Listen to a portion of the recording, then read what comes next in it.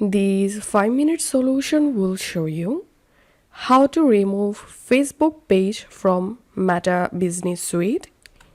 First of all, open the Facebook page as you can see.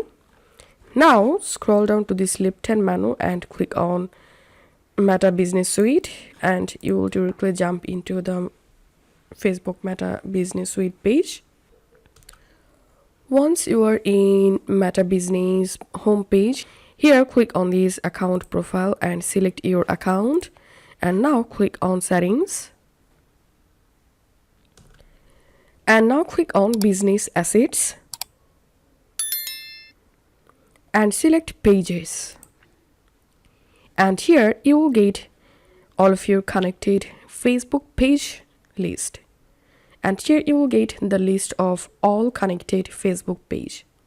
And now to remove any page from this Meta Business Meta Suite, click on the page and click on this three dot and click on remove from business account. Remove page,